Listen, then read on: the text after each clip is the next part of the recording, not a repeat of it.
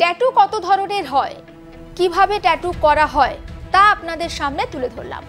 এবার জানাবো ট্যাটু করতে কত টাকা আপনাকে খসাতে হবে, অর্থাৎ যে জিনিসটা করতে আপনার পছন্দ তার পিছনে একটু টাকা খরচ করবেন না, তা তো হতে পারে না।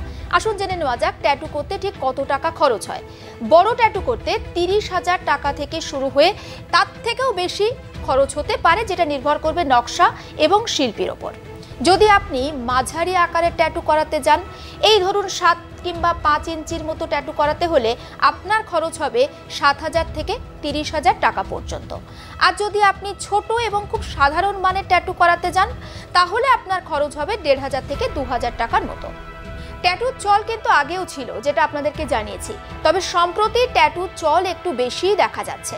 কিন্তু যদি শতকরা হিসাবে দেখা যায়, ট্যাটু করায় এগিয়ে কোন দেশে কত শতাংশ মানুষ ট্যাটু করেন, এবার একটা গ্রাফিক্যাল প্রেজেন্টেশন আপনাদের সামনে তুলে ধরব। প্রথমেই রয়েছে ইতালি, যেখানকার 48% মানুষের শরীরে রয়েছে ট্যাটু। সুইডেন রয়েছে দ্বিতীয় স্থানে, যেখানকার 47% মানুষের শরীরে রয়েছে ট্যাটু। মার্কিন যুক্তরাষ্ট্র তৃতীয় স্থানে, 46% মানুষের শরীরে ট্যাটু রয়েছে।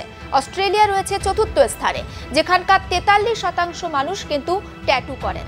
আর্জেন্টিনারও 43% মানুষের শরীরে ট্যাটু। স্পেনেও 42% মানুষের শরীরে ট্যাটু রয়েছে। ডেনমার্কে 41% মানুষ ট্যাটু করেন।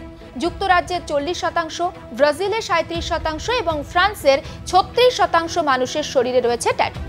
ইতালির প্রায় অর্ধেক বাসিন্দার অন্তত একটি করে ট্যাটু থাকার কারণে বিশ্বের সবচেয়ে বেশি ট্যাটু করা দেশ হলো ইতালি।